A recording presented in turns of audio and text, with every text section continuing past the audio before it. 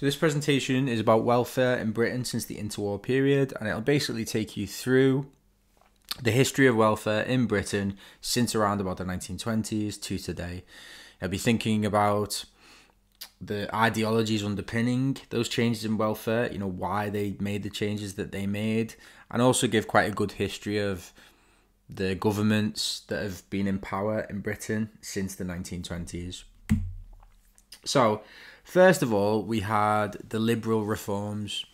So the liberal reforms took place between the wars, and liberalism, as you may or may not know, is a political and economic doctrine that emphasizes individual autonomy, equality of opportunity, and the protection of individual rights.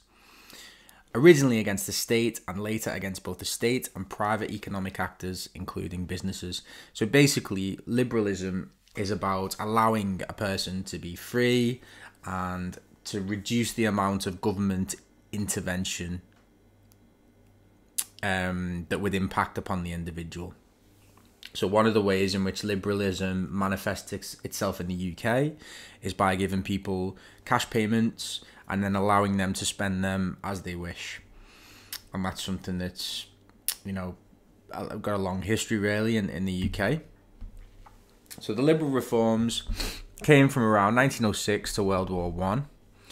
And basically what the liberal reforms did, they were introduced obviously by the Liberal government, is they were the first welfare measures that were not connected to the Poor Laws. If you remember, the Poor Laws were the system of laws that attempted to deal with poverty in the UK and Britain from about the 1600s. So basically one of the main measures was that you would go to a workhouse, and that was the main way of dealing with poverty in Britain.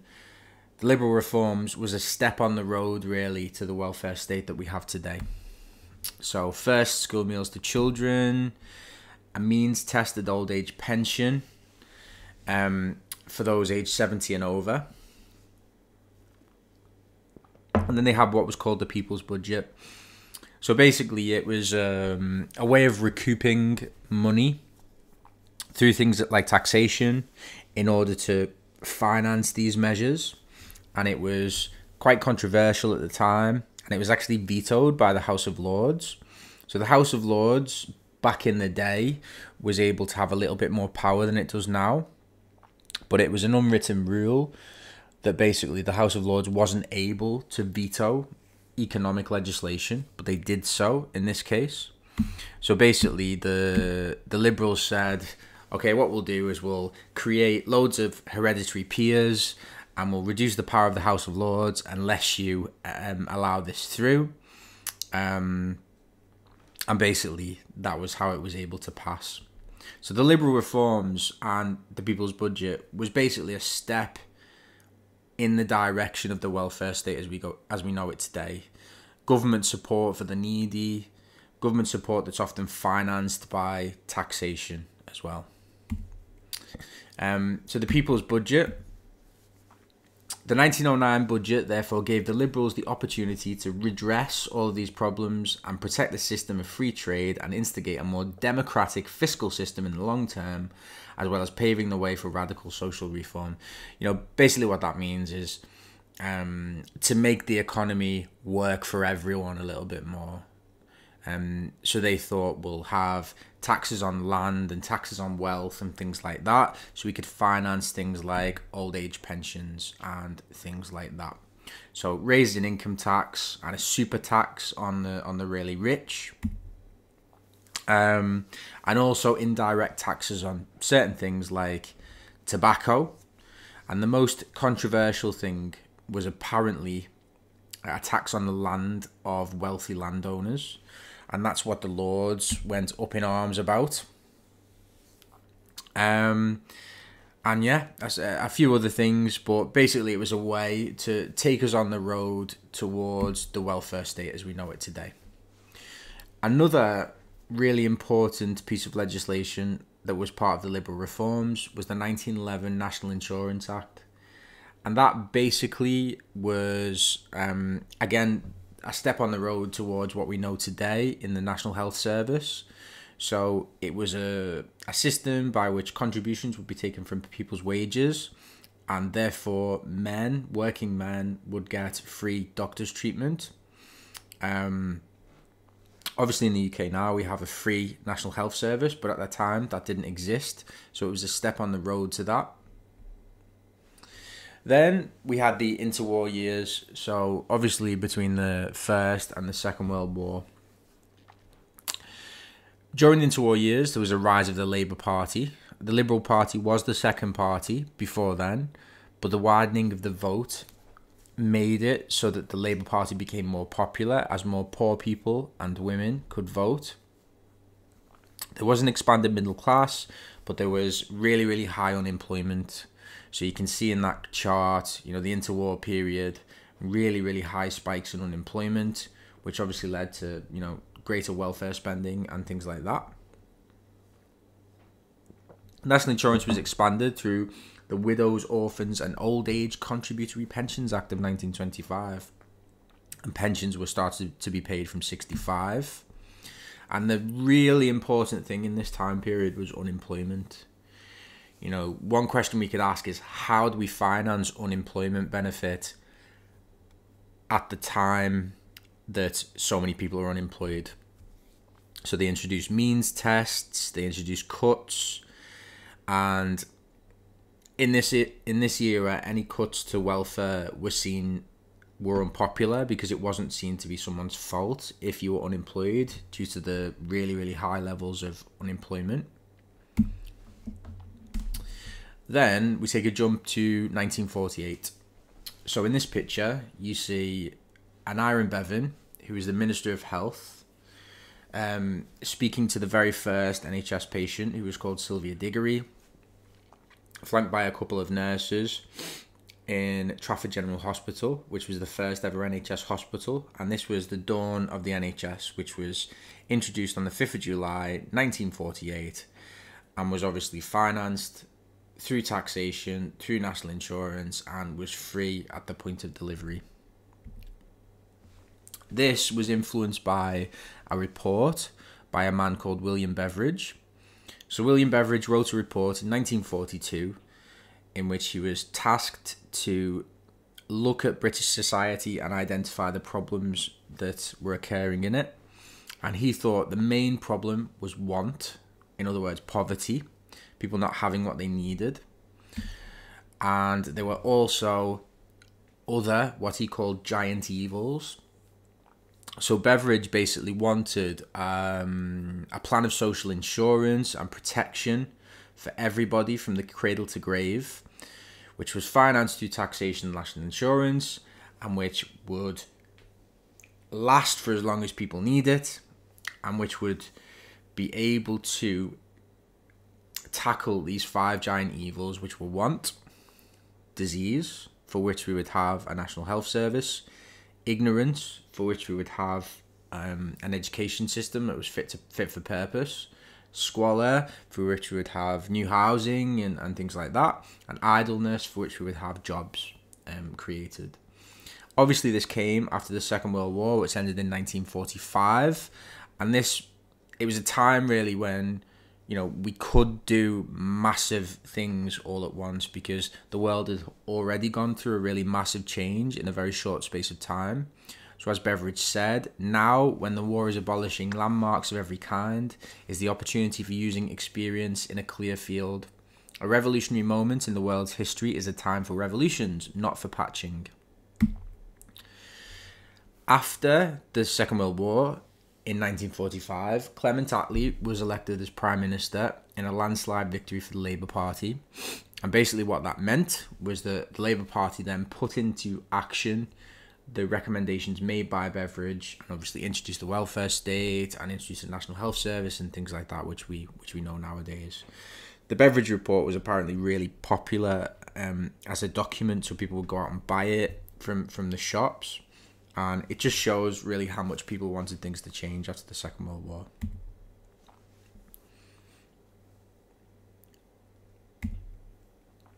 Another policy which came around that time was the Education Act, or the Butler Act of 1944, which gave education for all, and the attempt was to make education be fit for the particular pupil. So This system instigated the system by which people would take an exam when they were 11 called the 11 plus. And then once they sat this exam, they would go to one of three types of school: a grammar school, a secondary modern, or a technical school. And obviously, there's been a big debate about this system ever since it was abolished in the 60s, along the lines of left and right. But if you would like to, there is a BBC article in which you can take a Mock 11 Plus test and see if you would have passed it. We had, after the Second World War, a period of post-war consensus.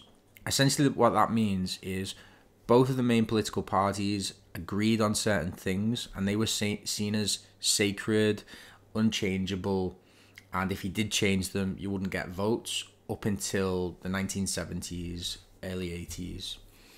So consensus included belief in welfare provision for all, a national health service. Even Margaret Thatcher, in her time in power, said the NHS is safe in my hands. Nationalisation of industry and public utilities. So a lot of British industry was in the hands of the government. You know, British Rail, British Gas, British Telecom, things like that. National insurance changes. Social security for people who couldn't protect themselves, and full employment, and also the introduction of nuclear weapons. 1964 to 1970 saw the Labour government. Harold Wilson's government saw economic troubles, but they did introduce changes such as supplementary benefit, which increased the amount of people who could claim welfare, or legfare, as I've said there, so apologies about that typo. They also introduced the comprehensive system, which was a system by which the grammar school system would be abolished and every child would go to one type of school called a comprehensive school, and also earnings-related unemployment benefit.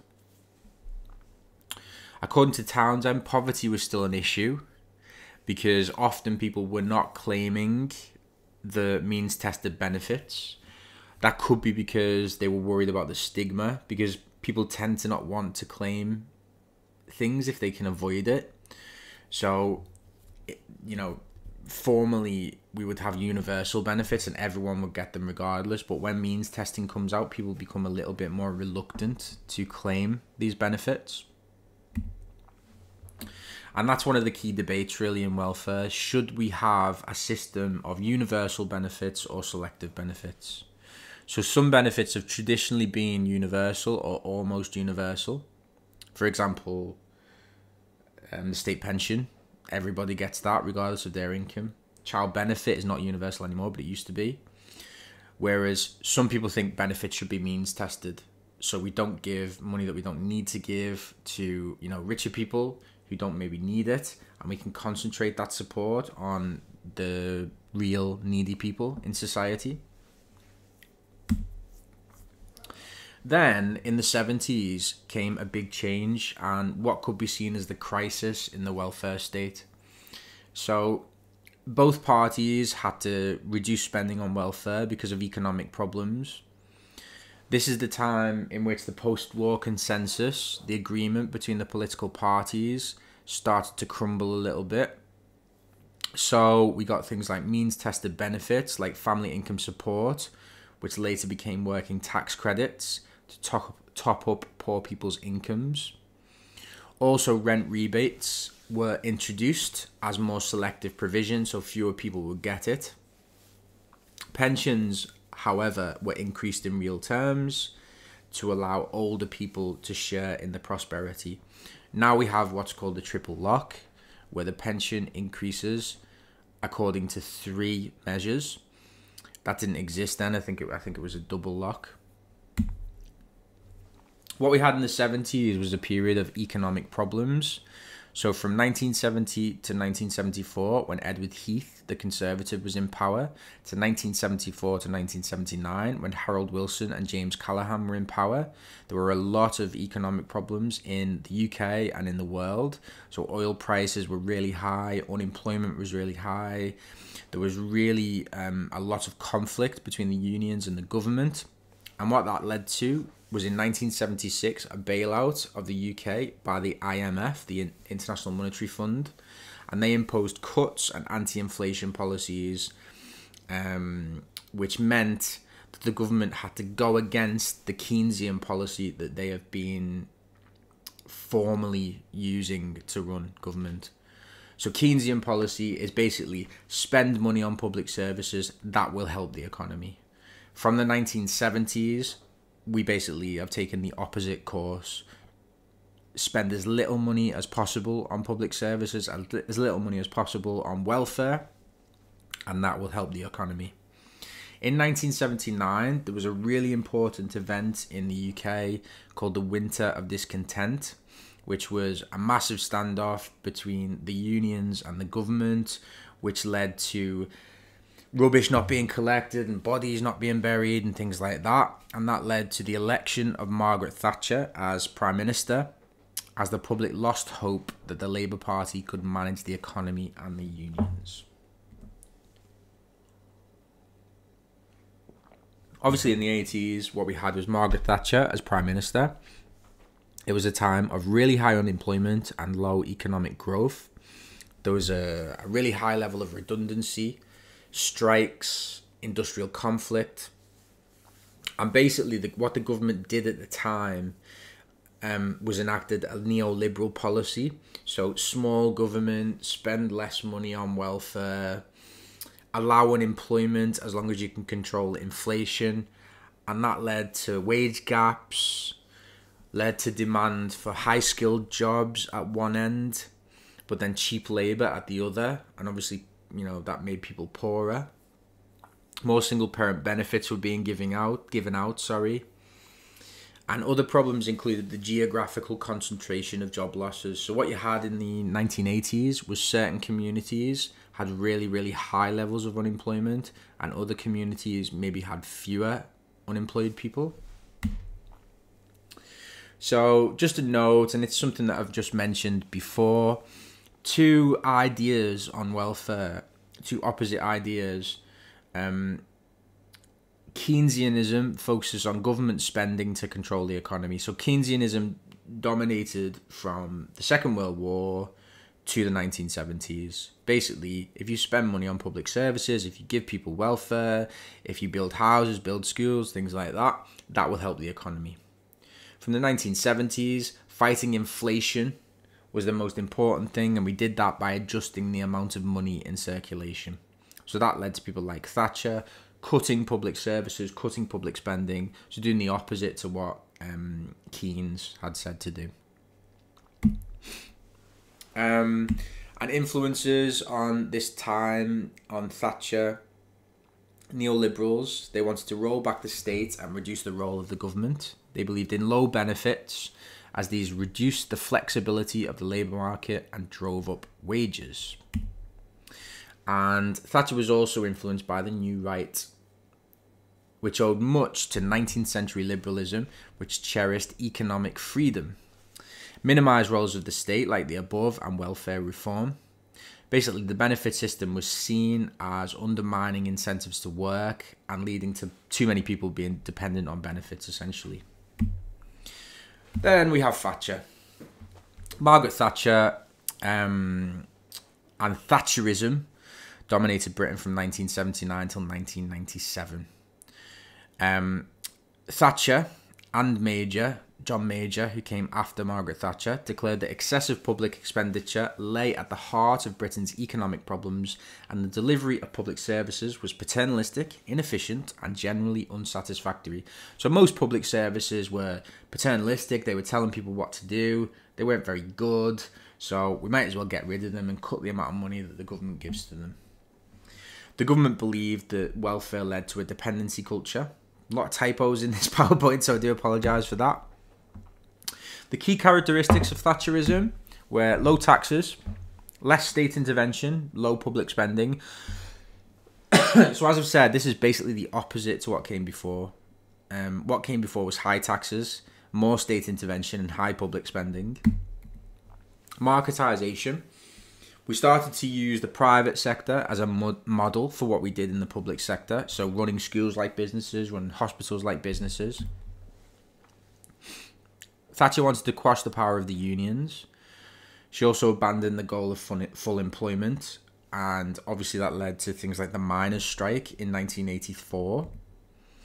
Wanted to privatise key industries. So most of the industries that were formerly nationalised, run by the government after the Second World War, have now been privatised again. A lot of them by Margaret Thatcher. But Thatcher did say the NHS was still safe in my hands. Policies that were introduced by Margaret Thatcher include the right to buy scheme in housing, cutting benefits. So, for example, the child support agency sought to pursue absent parents to pay child support. Schools could opt out of LEA control. Basically, that meant that schools could now be funded by central government, not be controlled by the LEA, and that allowed them to provide choice. So hence this marketisation, being run like a business. More performance standards such as league tables. There was also a policy called the poll tax. The poll tax was basically a policy which removed the tiered system. So a lot of people saw it as being really unfair towards the poor, punishing the poor, and a lot of people refused to pay it. There were riots about the poll tax, and that was what led to basically Thatcher resigning in 1990. Then from 1990 till 1997, we have John Major, and he kind of kept a lot of the things that Thatcher stressed, such as the private sector and choice, target setting and performance management and things like that in the world of education, the world of business and public services. In the 1970s, the NHS was mainly run by the state, but in the 80s, they brought in a new style of management, which basically led to professional managers or bureaucrats having more power over doctors. And the financing of the NHS became more of a political issue because costs were going up. And the Conservatives said that the way to deal with that is treat it like a business and it will get more efficient. So John Major introduced the NHS and Community Care Act in 1990, which introduced what's called an internal market to the NHS to split the purchaser and the provider. So again, it's just about running the NHS like a business, and it was aimed to control cost, to make the system more responsive to patients. Purchasers, health authorities, and some family doctors, known as GP fund holders, were given budgets with which to buy healthcare from providers. Hospitals became independent trusts so they could do this with their own management. Then, in 1997, New Labour won a landslide victory, and they accepted much of what came before, and much of Thatcherism. What they did do was rejected Clause 4, basically the nationalisation of key industries. They removed that from the Labour constitution in favour of a third way. So basically, what they wanted to do, New Labour, was go away from what old Labour had been about and go more towards the centre of politics. So take the best of both worlds, essentially, is what the third way means. Social democracy that worked with global capitalism. New Labour did not take apart a lot of the reforms made by the Conservatives, but actually built on them. So they made inflation a priority. They kept privatisation, things like the NHS. They kept flexible labour markets and lower taxes. They retained the internal market in the NHS. But what they did do was what they also did was prioritise welfare reform, work for those who can, security for those who cannot. So it sounds a little bit like that new right idea about, if you can work, you should take responsibility. But they also wanted to help disadvantaged groups through their ideas on social exclusion. Sure Start was one of their policies for early years care for disadvantaged children. and they wanted to use things like tax credits to redistribute wealth by stealth, do it under the carpet, if you like. So the Conservative Liberal Democrat coalition was elected in 2010, and their priorities were said to be the NHS, that there were too many people on benefits, and too many who left school had poor literacy and numeracy skills. They accepted a lot of the ideas that came before, neoliberalism, the idea of cutting welfare spending, of cutting public services, of limited role for the government, of the fact that people should take responsibility for their own actions, and they wanted to decentralize power. So give more choice to local areas, to give more independence to Scotland and things like that. They introduced the benefits cap. You could not claim more than a certain amount on benefits. Child benefit was no longer universal. So they moved much more towards, means-tested benefits.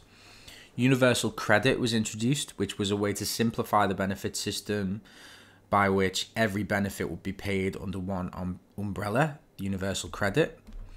They introduced new types of schools, such as free schools, to provide more choice. On the NHS, again, they wanted to give more choice. Michael Gove said GPs should have more power. No, sorry, that's give GPs more power. That's a typo. Civil society can take on the burdens of the state through the big society.